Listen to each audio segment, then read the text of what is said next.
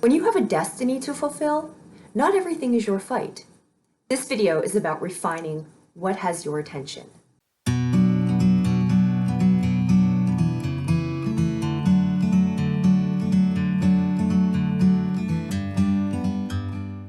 In this life, you are part of a divine plan. Each of us is. And each of us has a role that only we can fulfill. And although we're not sure what this role is, the way that we become more equipped to serve the role and to serve humanity is by the lessons that come into our life. So anything that happens, any conflict that you experience, any hardship that you experience, anything that causes you to grow and learn and be a fuller person and take that fuller expression into the world, this is part of your soul growth. This is the point. What Pushya Nakshatra serves to do is bring into conscious awareness those techniques that will take you where your desired outcome is, thus where your destiny is, what your work in this world is. Pushya Nakshatra is considered especially auspicious in beginning any endeavor. It is especially favored with spiritual endeavors. Pushya is exalted in Jupiter, which wants us to expand, and is ruled by Saturn, which helps us to focus. Pushya Nakshatra is about helping you grow. Symbols associated with it are a cow's udder, a woman's breast, and a flower. The udder and the breast are nourishment through milk, and the flower is the blossoming, the growth of one's spiritual aspirations. The very simple question for this moon phase is the relationships around you, the work that you do, the people you surround yourself with, the activities you embark upon. How do these nourish you?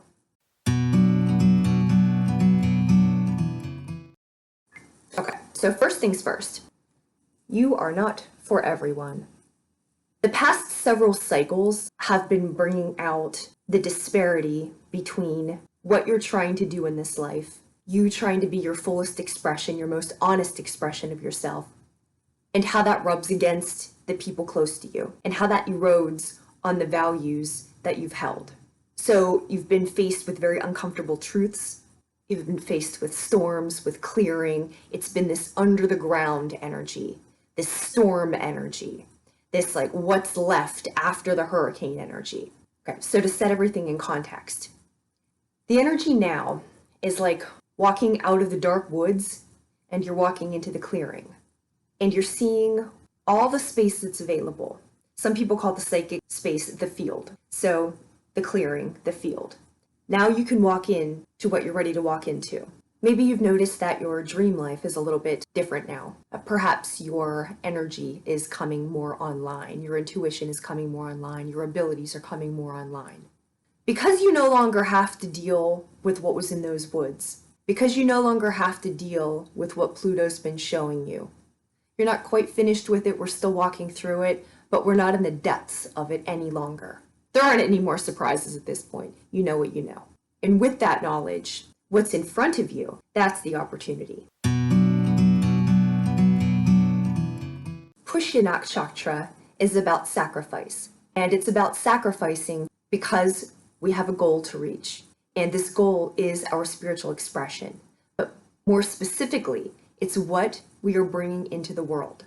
It is through sacrifice of certain things that we are able to bring spiritual energy into the world. How does God enter into the world? God doesn't show up because, again, God's not a person. God is not a personified anything. The will of the divine occurs in the world because we, as people, bring it into the world. And that's what Pushya Nakshatra is about, the creation of spiritual energy in the world.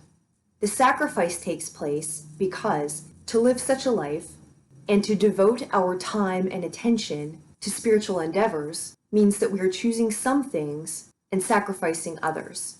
The deity of Vishnu is associated with Pushya, and Vishnu is organization. So you come out from these dark woods, and now you have this clearing in front of you. You have the ability to create and to organize. And so Pushya, in essence, because it's bringing the divine into the world through you, you get your orders, you get your instructions, you get a clearer indication of what it is you're supposed to be doing. But it doesn't come free. It's again, this Jupiter and Saturn. You grow because you have restricted and focused your energy.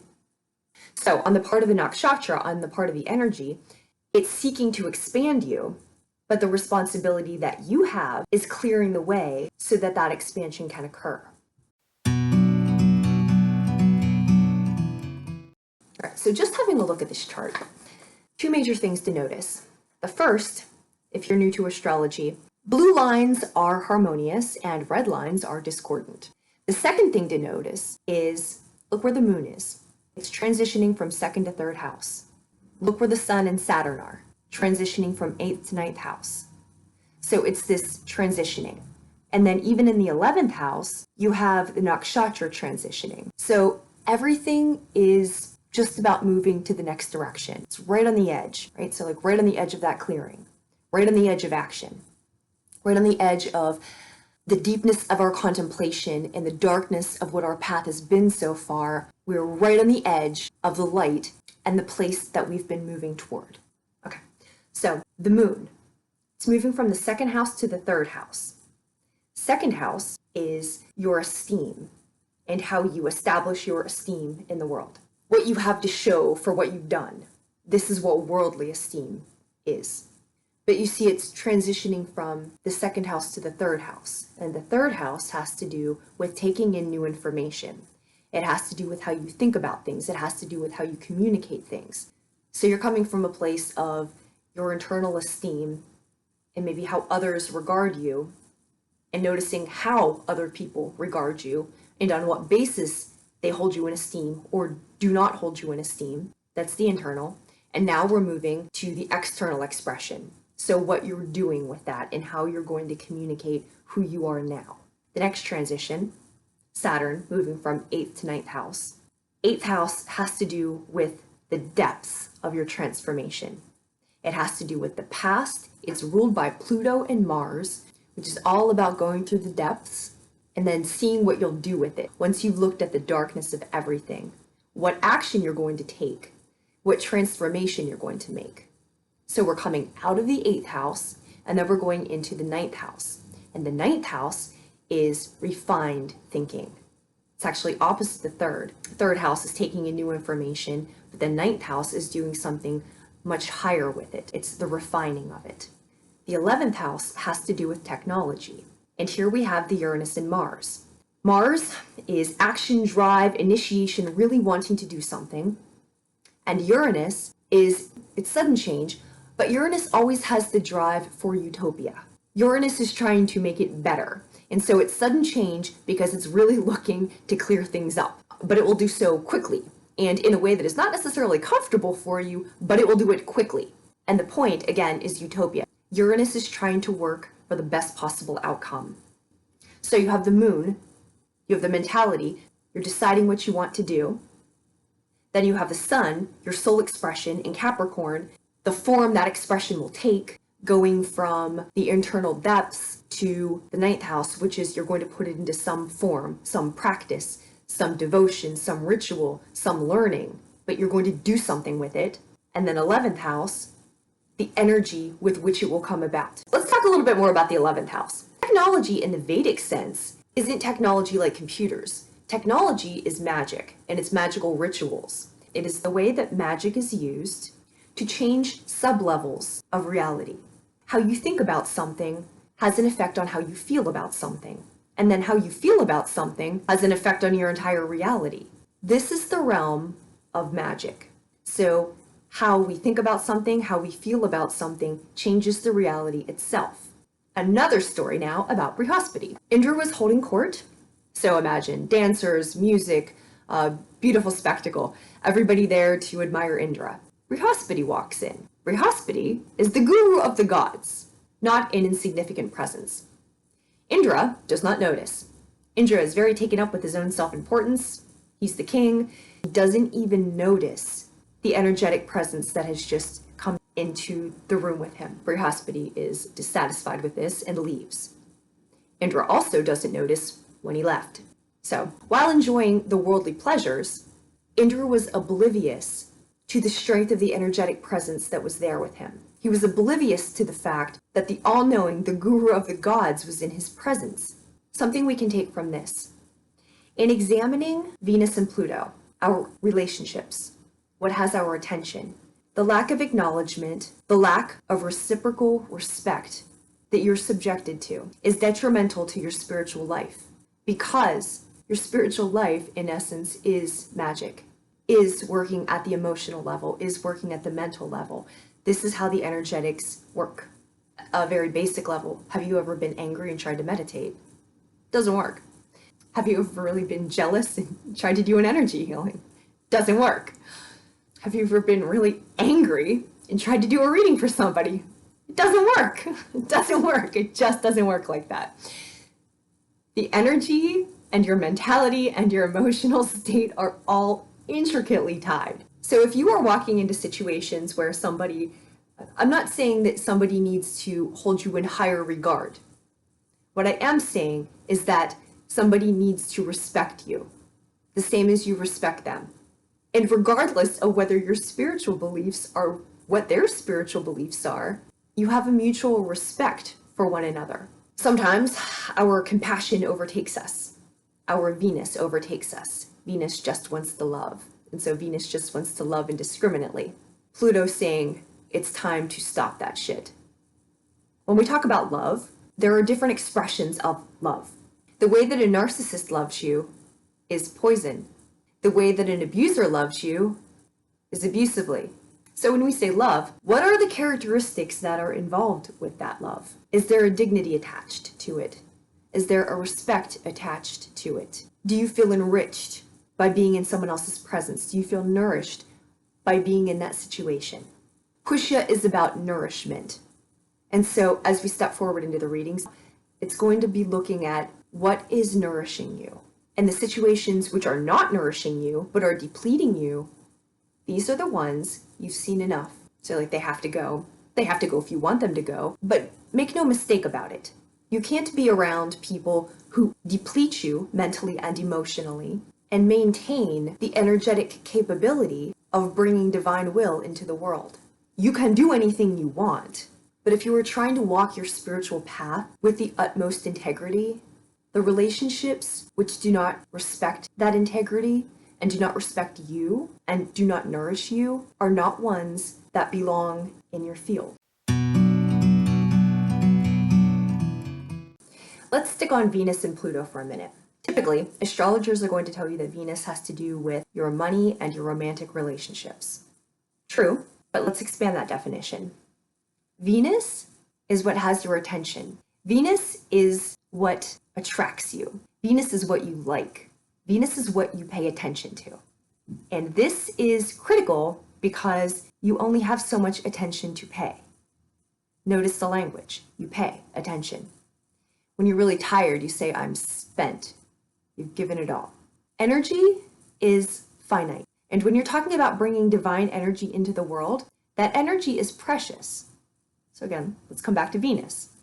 What has your attention may not necessarily be what you like. Fourth house roots have been a prominent theme for the past few cycles. So say you are in a situation with family members who are just not on board with you.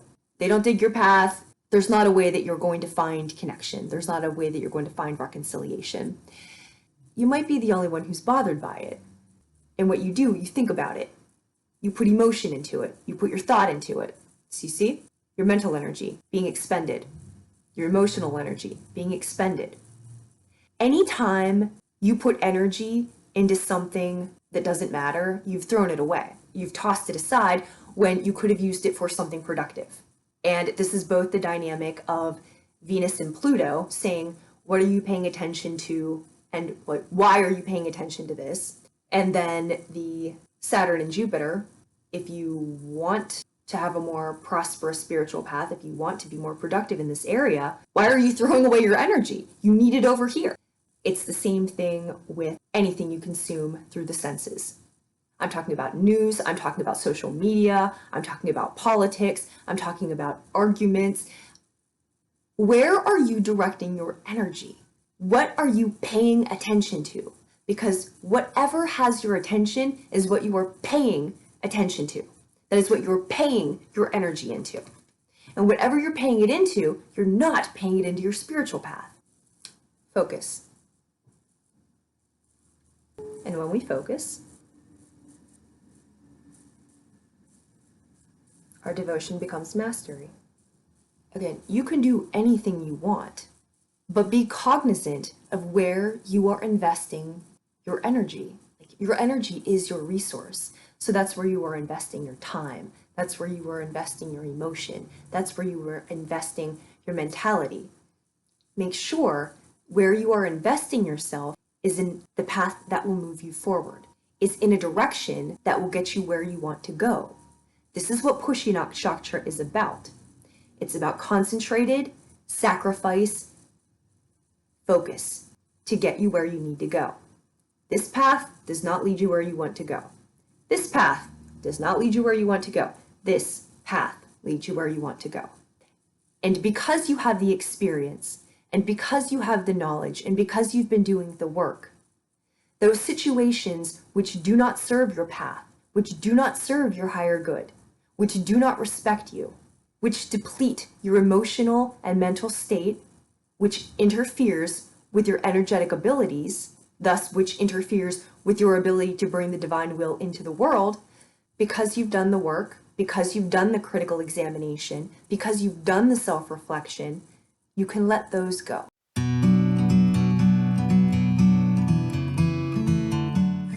Virgo, this full moon is occurring in your third house, and your third house has to do with taking in new information. It has to do with the way that you think, your writing, your phone calls, your correspondence, your marketing. It also has to do with short distance travel and your siblings. So in these areas, what is nourishing you? Conversely, what is not nourishing you? First things first, like what's depleting you, because that just needs to go. What is taking up your attention, and do you like it? Look specifically in the 10th house for this. 10th house has to do with your work in the world, your career, your public reputation, generally your vocation. What is taking up your time and attention? Pluto's asking you to look what has your attention there. And if it's anything that is not helping you along your path, is not helping you to become a higher expression of yourself, it's time for it to go. Now, come back into your third house. Where are you finding nourishment? What's available to you that maybe you haven't tapped into? Virgo likes to take care of everything. You like to see to everything. You like to make sure everything is just so and is perfect. And you're so critical of yourself. You're so critical of yourself. And when you think about nourishment, typically you think about what somebody owes you. Not in a mean way, just in a Virgo way. Because that's how the math adds up. Reciprocal, because you give to people, they should give to you too. But the emotion of it, the actual nourishment of it, the actual how do you feel at home someplace? How do you feel replenished someplace? Look what's close to you. Look what's around you. Look what you can do, like can you go on a short trip? What's your relationship like with your siblings? Is there room for improvement there? Is there something you can do there? Also, have you learned something new lately? Or are you a little stagnant? What is going to replenish you? What is going to help you along on your spiritual path? How you take in information, and I'll say like the way that you take in information. Now's the time to pay heed to that, and pay heed to that in true Virgo nature. Because third house is opposite ninth house. Ninth house is where you refine your mind, is where you refine your education, where you refine the information. Third house is where you take it in and spread it. One of the 4 agreements is be impeccable with your word. And this is something to bear in mind for right now. Be as Virgo as possible with the information that you're taking in right now. Be very critical, be very mindful of how all the information adds up, lines up. What's supposed to be there? What's not supposed to be there? Are you being misled? Because disinformation will never nourish you. Truth will nourish you. What you pay attention to right now and how your life is transforming as you're putting things in order. Jupiter is looking to expand you in your 5th house. That's of investments, investors, creativity, writing, creating, pleasure. So how you do your communication right now, how you do your information right now, how you are enriching your mind, how you are nourishing yourself and seeing to your own nourishment at the level of, community, just what's around you. This is a critical base in being able to expand your creative self. So see what resources are available to you. And for right now, do something that makes you feel nourished. And if it doesn't make you feel nourished, be like a Virgo, get done with it. So in conclusion, some thoughts. You're not for everyone. And all the time you spend trying to convince others that you belong there is time you could have spent doing something else. Weight of the world. Boundaries. Let it go. This is not your story. If you are in a position where you are constantly not respected, not nourished, misunderstood, nobody's trying to understand you, if you're in one of these situations, not every battle is yours. Not every fight is yours. Not every burden is yours to carry.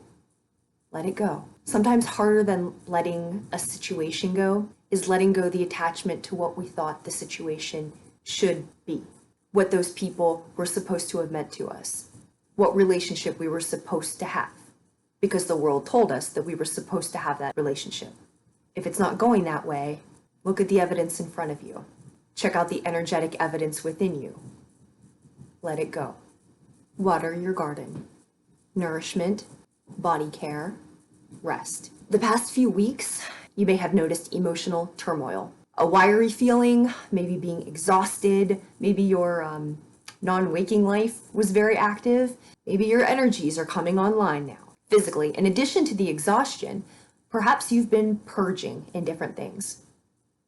And that's good, because that means you've been doing the work. Because with emotional and mental purging comes physical purging. So if you've been sick, or if you've been having, if your body's been acting in weird purging ways, good, let it go. Big picture thinking. These pillars keep coming up on cards I pull. There's a saying, small people talk about people, but don't you talk about people. You talk about big picture thinking. You are standing at the precipice of the future. You are receiving your divine marching orders. You are seeing what it is that you are supposed to be building in the world. And this moment didn't just arrive. This moment has been something that you are working toward. You have been working toward. You've suffered toward it. You have so much invested in right now. And everything that's coming, you deserve it. We the Hathors. Hathor, Egyptian goddess, symbolized by a cow. So deep love, mother's milk, birth as a portal. What you are creating, what you are organizing, what you are bringing into being, you are birthing something. And all the time that you've spent trying to convince the people who talk about people, the people who talk about things that you're not interested in, when you're done with that, you can direct all your attention back here, creating what you love to do in the first place, what you're good at doing in the first place, what you're meant to be doing in the first place.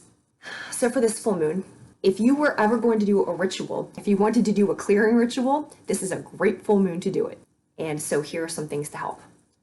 The metal with astrological correspondence to the moon, silver. So use something silver. Moon is associated with water, so you can use water for your ritual, symbolically washing things away. If you're working with having more structure, that's Saturn, use lead. If you want to work with Jupiter, use tin. If you want to work with your Venus, copper.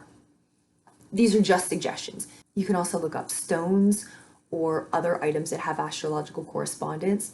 Or, alternatively, don't use anything because you don't need any of it. What you need is your intention. What you need is your clear energy. So if you take anything from this video, take this. Anything that impedes upon your clear energy and your good intention, get rid of that. Anything that doesn't nourish you, get rid of that.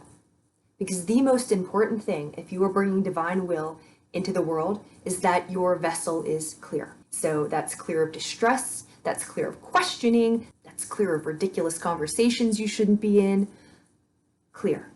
This is what the full moon is about.